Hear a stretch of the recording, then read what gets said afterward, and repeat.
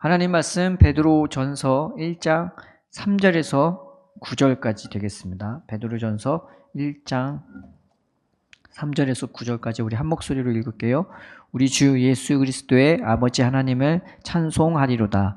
그의 많으신 긍휼대로 예수 그리스도를 죽은 자 가운데서 부활하게 하심으로 말미암아 우리를 거듭나게 하사 산 소망이 있게 하시며 썩지 않고 더럽지 않고 쇠하지 아니하는 유업을 있게 하시나니 곧 너희를 위하여 하늘에 간직하신 것이라.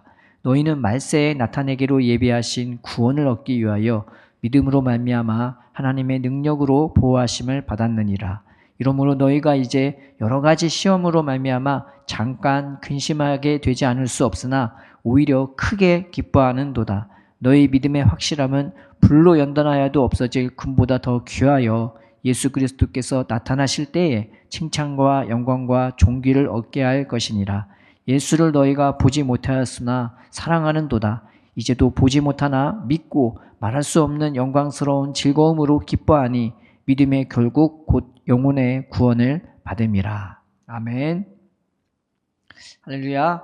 오늘은 부활주일로 예배를 드리게 되었습니다. 그래서 이 아침에 어떻게 보면 기독교는 부활의 종교잖아요. 그래서 1년 중에 가장 큰 절기가 사실은 이 부활절에 있다고 봐도 무방하죠. 그래서 가장 큰 축제이기도 합니다. 또 날도 가장 봄같이 화창한 날에 이게 부활절이 잡혀 있어갖고 이게 기분이 또 다른 것 같아요. 그래서 이 아침에 이 부활절로 우리가 큰 은혜를 하나님 예수님의 부활로 큰 은혜를 누리는 귀한 시간 되기를 축원드립니다. 예수님의 부활이 우리에게 주는 메시지가 있는 것입니다. 예수님이 부활을 고난당하셨을 때 그냥 고난당한 것이 아니라 하루아침에 단 반나절 동안에 인간이 평생을 통해서 받을 수 있는 고난을 그냥 그 반나절에 그냥 추격해서 다 받으신 것처럼 예수님은 모진 고난을 받고 고난을 당했습니다. 그 전에도 예수님을 죽이려는 사람들이 있었고 예수님을 올가매려는 사람들이 있었지만은 예수님 몸에 직접 손을 대는 사람은 없었거든요. 항상 분위기는 험악했지만 항상 그 자리를 피했었고 또 반대로 분위기가 굉장히 좋았을 것 같은 사람들이 예수님을 억지로 왕으로 삼고 싶을 정도로 사람들이 예수님 때문에 세상 말로 환장을 하는 거예요. 그랬는데도 불구하고 예수님은 그 유혹의 자리도 그 핍박의 자리도 예수님은 한치 흔들림도 없이 그 자리를 피하고 다녔었는데 그 고난받는 십자가 그 반나절 사건 동안에는 예수님이 모진 고난을 당했습니다. 그래서 사람들이 침을 뱉고 따귀를 때리고 주먹으로 치고 예수님을 가지고 장난치고요. 그리고 그 수백 명의 사람들 앞에서 그 로마 군인 앞에서 모진 핍박을 받았죠. 옷을 벌거벗기고 가시멜류관 씌워서 막 작대기로 때리고 그리고 유대인의 왕이 이시여 영광을 받으시면서 막 개패듯이 예수님을 때렸습니다. 사람들이 보는 앞에서 굉장히 무지하게 예수님을 그렇게 채찍질을 가하고 사람들이 보는 앞에서 예수님을 또 끌고 가서 십자가 지고 그 모진 십자가 형장에 가서 사람들이 보는 가장 잘 보이는 그 앞에서 십자가형을 당했던 것입니다. 안 보이는 곳에서 모진 고난을 받은 게 아니라 다 사람들이 보는 앞에서 그렇게 멸시, 천대, 고난을 다 당했던 거죠. 그래서 예수님이 십자가에 못 박히는 그 순간 제자들은 두려움에 떨 수밖에 없었어요. 그 전에는 예수님을 위해서 자기들이 목숨을 바치겠다고 자기의 목숨을 내놓겠다고 했지만 예수님이 허락하지를 않아 주셨어요. 예수님이 안 막았다면 제자들 중에 분명히 예수님을 위해서 죽었을 사람도 있었을 것입니다. 예수님이 원했던 것은 사랑으로 드리는 희생제물이지 무슨 원한이나 분노로 드리는 희생제물이 아니었던 거죠. 그래서 예수님이 오히려 제자들을 말리자 이 제자들이 그 순간 예수님이 십자가에 못 박히면서 모진 고난을 받는 그걸 통해서 제자들은 완전히 나락에 간 거예요. 완전히 절망하고 그들은 너무나 연약하고 무능하고 무익한 존재들이 돼버렸어요. 스스로도 아마 스스로를 용서할 수 없을 만큼 그들은 큰 침체에 빠지게 된 것입니다. 그 상황에서 이 제자들이 얼마나 무서웠나 바깥에 돌아다니지 못할 정도로 자기들끼리 모여갖고 그 걸릴까봐 문을 굳게 닫고 누가 두드릴까 그것도 겁나고 누가 찾아오는 것도 겁나고 나가는 것도 겁나고 그런 상태에서 예수님의 부활을 맞닥뜨리게 된 거예요. 얼마나 그 예수님을 봤었을 때 기뻤겠습니까? 그래서 부활이 우리에게 주는 메시지가 있는 것입니다. 부활이 주는 메시지가 뭐냐? 죽음이 끝이 아니라는 것을 예수님을 통해서 확인한 거예요. 우리가 확인하는 것은 딴 게 아니라 이 세상에 사는 것이 끝이 아니다. 더 훨씬 길고 끝이 없는 그 영원한 삶이 우리를 기다리고 있다는 사실을 우리는 명심해야 되는 것입니다. 아, 죽는 게 끝이 아니구나. 새로운 삶이 시작되는구나. 라는 것을 우리는 예수님을 통해서 볼 수가 있는 것이에요. 그래서 이게 얼마나 기쁘겠습니까? 또 하나는 우리로 하여금 아, 예수님은 살아나셨구나. 우리가 믿는 예수는 그저 먼 곳에 계셔서 나랑 그냥 말씀만 탁 던지고 네 알아서 믿어 하는 그런 예수님이 아닌 거예요. 성경을 잘 보면 부활하신 예수님은요, 오히려 제자들을 한 명 한 명 찾으러 다니시면서 한 명 한 명 붙들어 주시고 세워주셨어요. 예수님은 그런 예수님인 거예요. 우리의 삶도 마찬가지. 우리는 죽어있는 예수님 믿는 게 아니라 살아있는 예수님을 믿는 겁니다. 그 예수님이 직접 나를 붙드시고 그 예수님이 직접 나를 세워주시고 그 예수님이 직접 나를 인도해 주시려고 예수님은 부활의 생명으로 우리와 나타나시고 우리와 함께 하시고 우리를 인도해 주시는 것입니다. 이런 메시지가 있고 또 부활이 우리에게 주는 메시지가 뭐냐? 아, 우리도 저렇게 되겠구나. 우리도 예수님처럼 저 부활의 영광에 동참하겠구나라는 그런 메시지를 주는 것입니다. 그래서 3절에 보면은 우리 주 예수 그리스도의 아버지 하나님을 찬송하리로다. 그의 많으신 긍휼대로 예수 그리스도를 죽은 자 가운데서 부활하게 하심으로 말미암아 우리를 거듭나게 하사 산 소망이 있게 하시며 라고 했습니다. 죽은 소망 아니고 이 세상에서 끝날 소망 아니고 산 소망, 영원한 소망, 막 생명이 넘치는 그 예수님의 부활을 우리도 같이 꿈꾸게 할 수 있게 만들어 주셨고 소망으로 살게끔 만들어 주시는 것입니다. 그래서 기독교는 뭐니 해도 부활의 종교인 것입니다. 이 세상에서 잘 먹고 잘 사는데 초점이 맞추는 것이 아니라 어떻게 하면 저 영원한 하나님의 나라에 내가 더 두려움 없이 염려 없이 안정적으로 안착하느냐, 이게 더 큰 소망이 되는 것입니다. 그래서 우리에게는 예수님의 부활이 죽음이 끝이 아니구나. 그리고 내가 살아있는 예수님을 믿는 거구나. 그리고 나도 예수님처럼 부활에 할 수 있겠구나라는 그런 소망을 갖게 되는 거죠. 이게 부활이 주는 메시지인데, 그렇다면은 우리는 어떻게 이 부활에 이를 것인가? 우리도 어떻게 이 부활에 참여하게 될 것인가? 또 예수님은 어떻게 우리를 그 부활 생명으로 우리를 하루하루 인도해 주실 것인가? 오늘 말씀은 이제 주제가 이겁니다. 이 부활의 길을 우리가 어떻게 갈 것인가? 이 부활의 길로 예수님이 우리를 어떻게 인도하실 건가? 오늘 말씀을 하나씩 살펴보면서 이 부활의 길에 우리가 기쁨으로 참여하는 우리가 되었으면 좋겠습니다. 5절에 보면요, 너희는 말세에 나타내기로 예비하신 구원을 얻기 위하여 믿음으로 말미암아 하나님의 능력으로 보호하심을 받았느니라. 부활의 길은 딴 게 아니라 믿음으로 가는 길인 것입니다. 그런데 이 믿음으로 가는 것은 그저 추상적인 것이 아닙니다. 그리고 막연한 것도 아니에요. 믿음은 내가 하나님의 은혜와 사랑을 깨달으면서 하나님에 대한 확신으로 나오는 거예요. 하나님이 늘 나와 함께 하시고 늘 나를 붙들어 주시는 것을 내가 깨닫고 확신하면서 그 하나님을 굳건하게 믿는 믿음으로 살게 되는 것입니다. 그럴 때 이 부활의 길로 한 걸음 한 걸음 나아가게 되는 것이고 예수님은 그렇게 그 믿음으로 우리를 인도해 주십니다. 제가 예전에 일을 할 때 그 친구 일을 도와주러 가다 보면요, 거기에 큰 빌딩을 이게 짓고 있었어요. 그래서 그 주위에 담벼락에 이렇게 철제로 이게 먼지 안 날리도록 이게 방패막이로 이렇게 쌌단 말이죠. 그 담벼락에 그 천주교 사람이 거기다 한 건지 이 천주교에 관한 글귀들이 많이 있었던 것 같아요. 그런데 참 이게 그 글귀 하나하나가 아무렇게나 적은 글이 아니더라고요. 하나하나 다 이게 좋았던 글귀였어요. 그런데 그 중에 하나 제 마음을 울렸던 글귀가 하나가 뭐였냐면은 어머니는 신의 또 다른 이름이다 라고 나와 있어요. 근데 그게 맞는 것 같아요. 왜냐, 엄마는요 자녀를 무조건적으로 사랑합니다. 저희 어머니도 결혼하기 전에는요, 애들이 그렇게 이뻤대요. 얼마나 이쁘고 이 아이들이 얼마나 사랑스러운지 막 보기만 해도 이쁘고 좋고 막 그래서 많이 이뻐했는데 결혼을 해서 내 애를 가지게 되니까 그게 딱 끊어졌대요. 그 관심이 온통 어디로 가냐? 내 아이한테 가는 거예요. 내 사랑이 내가 내 몸으로 태어난 그 자식한테 가는 거예요. 근데 신이 그와 같은 거예요. 신이 어머니처럼 우리를 사랑하는 거예요. 내가 낳은 자식처럼. 진짜 그 말이 맞기도 하고 늘 시선이 고정되어 있어 우리에게. 우리가 믿는 믿음은 뭐냐? 하나님이 그렇게 나를 사랑한다는 것을 내가 아는 거예요.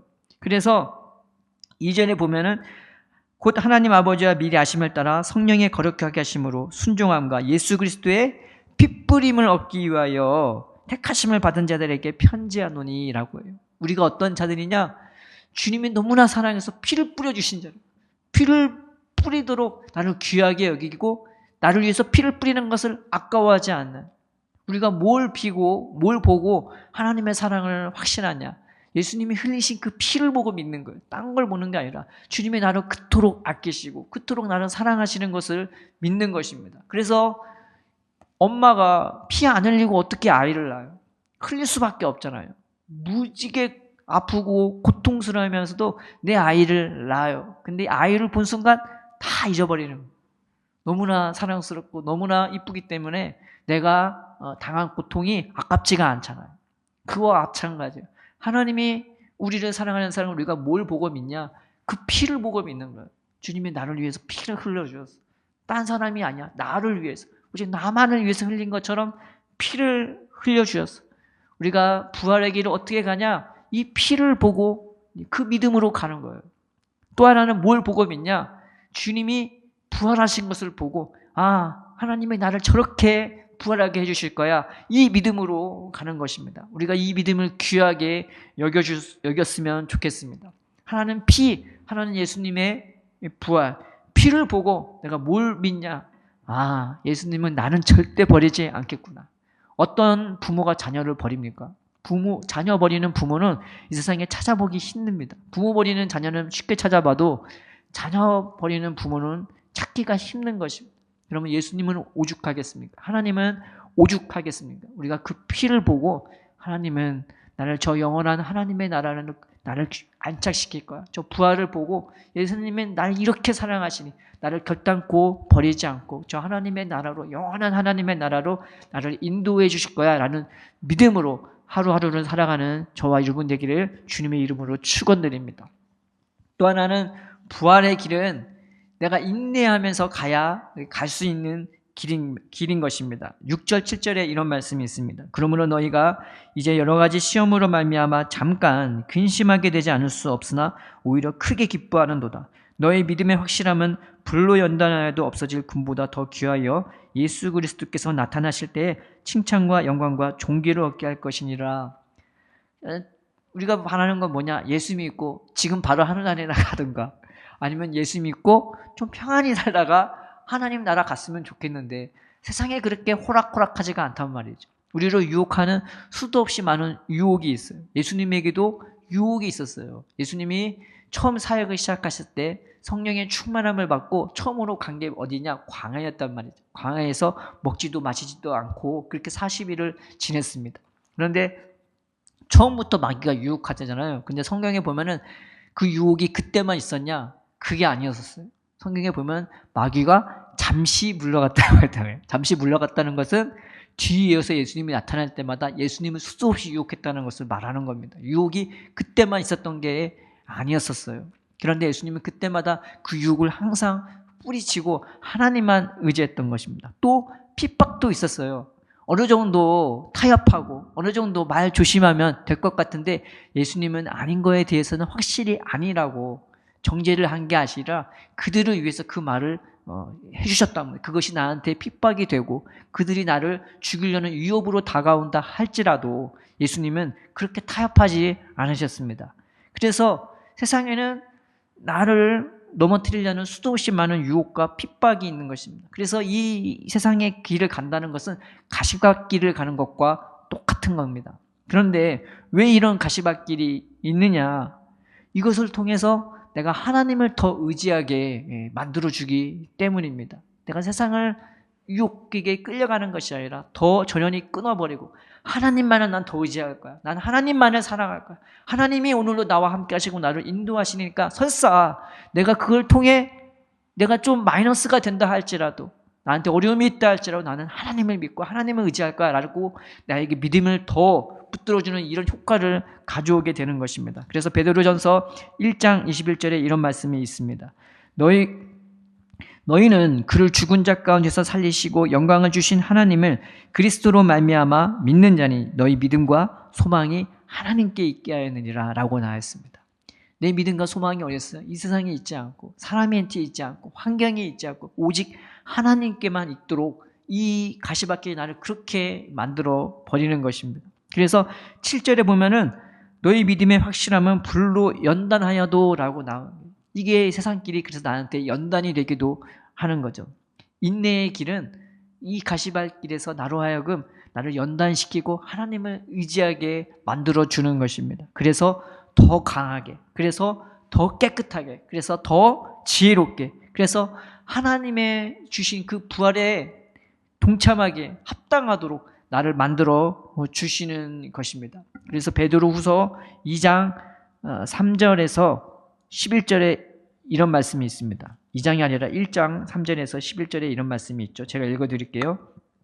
그의 신기한 능력으로 생명과 경건에 속한 모든 것을 우리에게 주셨으니 이는 자기의 영광과 덕으로서 우리를 부르신 이를 알므로 말미암음이라. 이로써 그 보배롭고 지극히 큰 약속을 우리에게 주사 이 약속으로 말미암아 너희가 정욕 때문에 세상에서 썩어질 것을 피하여 신성한 성품에 참여하는 자가 되게 하려 하셨느니라. 그러므로 너희가 더욱 힘써 너희 믿음의 덕을 덕의 지식을, 지식의 절제에 절제의 인내를, 인내의 경건을, 경건의 형제 우애를, 형제 우애의 사랑을 더하라. 이런 것이 너희에게 있어 흡족한즉 너희로 우리 주 예수 그리스도를 알기에 게으르지 않고 열매 없는 자가 되지 않게 하려니와 이런 것이 없는 자는 맹인이라. 멀리 보지 못하고 그의 옛죄가 깨끗하게 된 것을 잊었느니라. 그러므로 형제들아 더욱 힘써 너희 부르심과 택하심을 굳게 하라. 너희가 이것을 행한즉 언제든지 실족하지 아니하니라. 이같이 하면 우리 주 곧 구주 예수 그리스도의 영원한 나라에 들어감을 넉넉히 너희에게 주시리라 라고 말하고 있는 것입니다.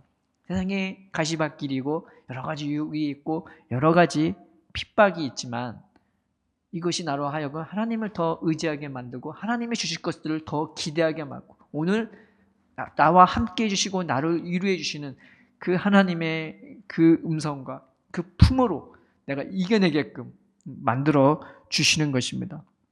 그래서 우리는 이 시련과 환난의 시간에서조차 기뻐할 수 있는 거죠. 그래서 로마서 5장 3절에는 그래서 이런 말씀이 있는 겁니다. 5장 2절 3절에 또한 그로 말미암아 우리가 믿음으로 서 있는 이 은혜에 들어감을 얻었으며 하나님의 영광을 바라고 즐거워하느니라. 다만 이뿐 아니라 우리가 환난 중에도 즐거워하나니 이는 환난은 인내를, 인내는 연단을, 연단은 소망을 이루는 줄 알미로다 라는 거예요. 세상은 그런 거 별로 안 좋아합니다. 왜 내 인생은 이래 하거나 아니면 세상적인 방법으로 환경을 바꿔서 극복해서 그거를 잘났다고 하고 그걸 성공했다고 하고 그거를 능력이라고 해요. 근데 우리는 그게 아닌 거죠. 내가 억지로 바꾸려고 하는 것이 아니라 하나님이 인도해 주시면 내가 따라가겠습니다 라고 그 하나님 따라 살아가는 것이 믿는 거죠. 오히려 환난 가운데서도 이게 하나님으로부터 왔다는 믿음이 있으면요 환난도 또 기쁨이 되는 거예요. 핍박도 기쁨이 되는 거예요. 유혹을 전연히 끌어내는 것도 아쉬워하는 게 아니라 오히려 기뻐할 수 있는 것입니다. 왜냐하면 그것들이 나로 하여금 하나님 나라에 더 한 발짝 나가게끔 인도해 주는 거고 그 나라에 합당한 자라고 주는 표와 같은 것이기 때문인 것입니다. 그래서 우리는 이 세상에 버릴 사실 고난들이 아무것도 없어요. 하나님이 다 유익하게끔 우리를 그렇게 만들어 주시는 과정으로 쓰여지는 것, 써주시는 것이기 때문입니다. 그래서 우리가 이 시련과 환난에서조차 기뻐할 수 있는 겁니다. 골로새서 1장 11절에는 그래서 이런 말씀이 있습니다. 말씀이 뭐냐면요. 그의 영광의 힘을 따라 모든 능력으로 능하게 하시며 기쁨으로 모든 견딤과 오래 참음에 이르게 하시고 하나님은 우리가 막 억지로 참고 억지로 견디고 그런 걸 원하는 것이 아닙니다. 우리 마음의 눈을 열어주셔서 믿음의 눈을 열어서 우리에게 주신 은혜와 영광이 얼마나 큰지 깨닫게 해주시고 그래서 환난도 기뻐할 수 있고 환난도 이겨낼 수 있게끔 우리를 그렇게 능하게 해주시는 분이십니다. 그래서 우리가 이 부활의 영광을 보면서 이 십자가를 통한 이 부활의 영광이 얼마나 놀랍고 대단합니까? 더 이상 세상 것에 얽매이지 않고 하나님의 영광으로만 충만한 시간에도 안 매이고 공간에도 안 매이고 네 육신의 형체조차 안 매이는 그 예수님이 올 때 못 알아봤어요. 딴 사람인 줄.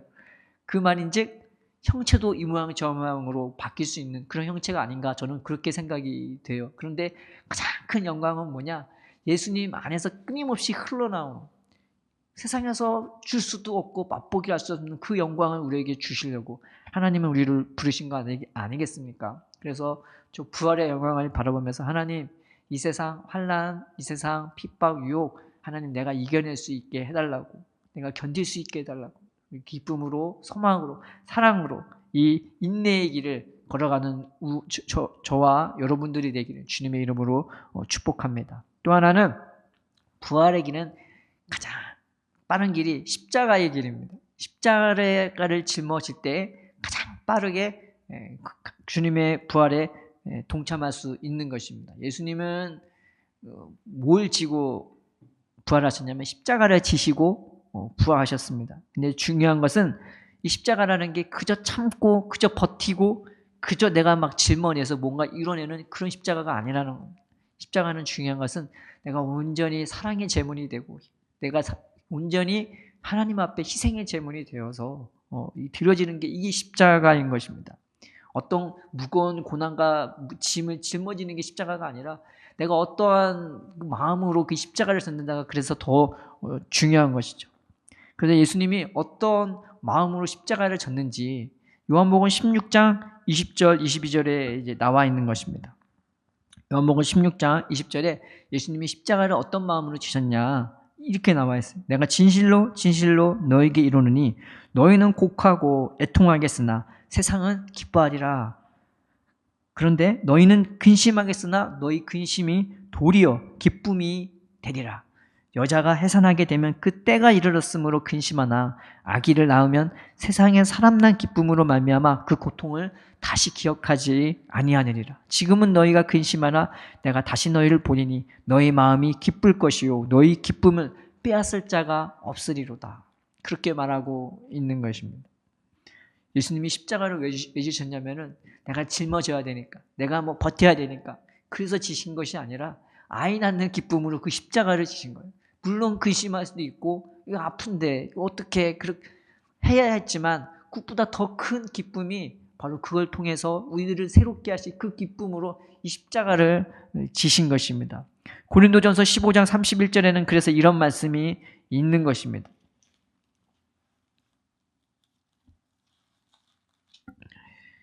형제들아 내가 그리스도 예수 우리 주 안에서 가진 바 너에게 대한 나의 자랑을 두고 단언하노니 나는 날마다 죽노라.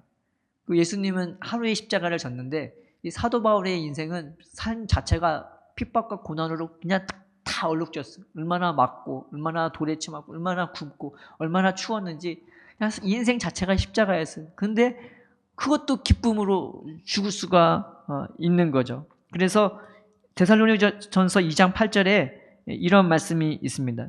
우리가 이같이 너희를 사모하여 하나님의 복음뿐 아니라 우리의 목숨까지도 너희에게 주기를 기뻐함은 너희가 우리의 사랑하는 자 됨이라. 내가 그를 위해서 희생하고 헌신하는 게 기쁜 거예요. 그래서 이 개역 개정판 전에 있는 개정판에는 여기 뭐라고 나와 있냐면 우리가 우리의 목숨까지도 너에게 주기를 즐겨함은 이렇게 나와 있어요. 즐거운 거예요. 내가 드리는 그 십자가 같은 희생 헌신이 그걸 통해서 저 영혼이 살아나는 것이. 그래서 십자가를 지는 것이 그들에게 희생이 그냥 너무나 아프고 고통스러운 희생이 아니라 기쁨의 헌신인 거예요. 기쁨의 희생이었던 것입니다. 십자가 직전에 십자가를 지시러 예수님이 예루살렘에 올라가기 직전에 어떤 부자 청년이 예수님한테 찾아와서 어떻게 하면 영생을 얻으리까?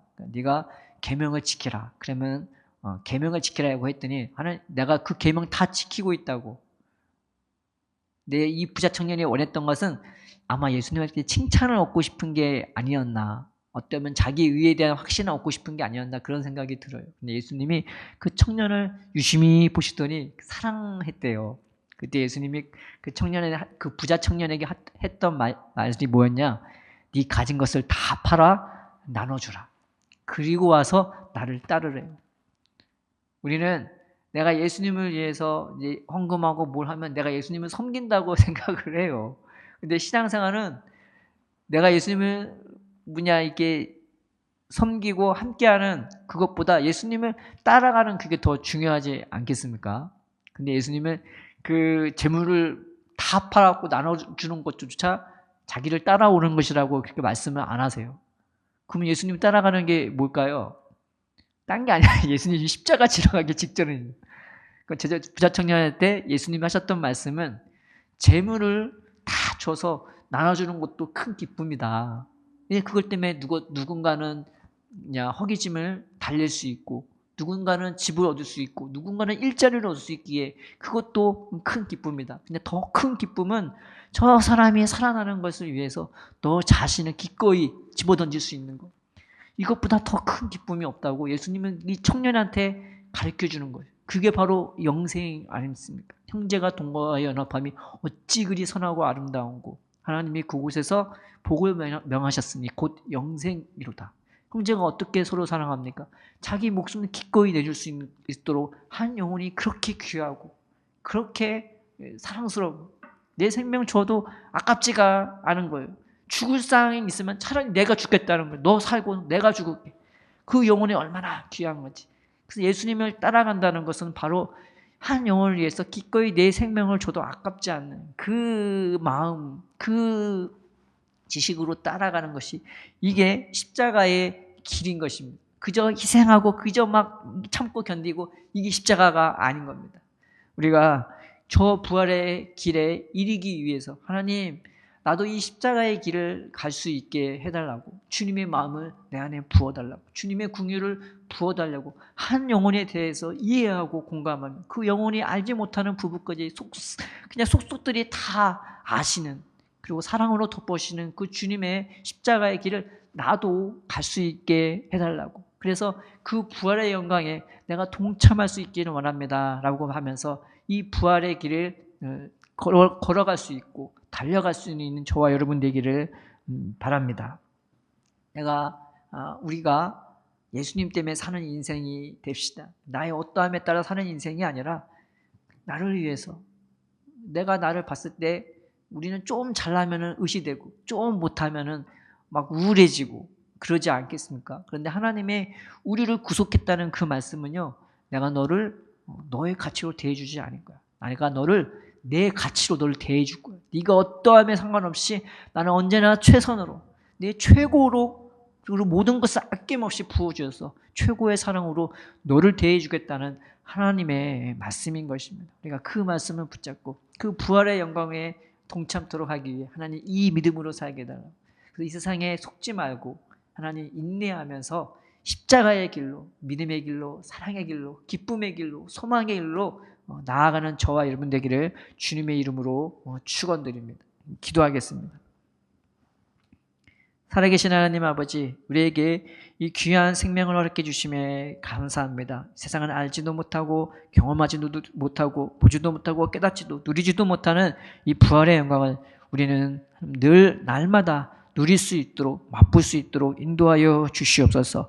우리의 마음과 생각을 열어주셔서 하나님, 저 위에 계신 하나님의 영광이 멀리 있지 않고 우리 가운데 정말 가까이 있음을 깨달아하게 하사 우리가 그 기쁨과 확신과 소망을 가지고 하루하루 인내하며 승리하며 날마다 주와 동행하며 살아가는 우리가 될 수 있도록, 기쁨 가운데 찬양 가운데 살아가는 우리가 될 수 있도록 부활의 영광으로 우리와 함께하여 주시옵소서. 감사하며 예수님의 이름으로 기도드립니다. 아멘.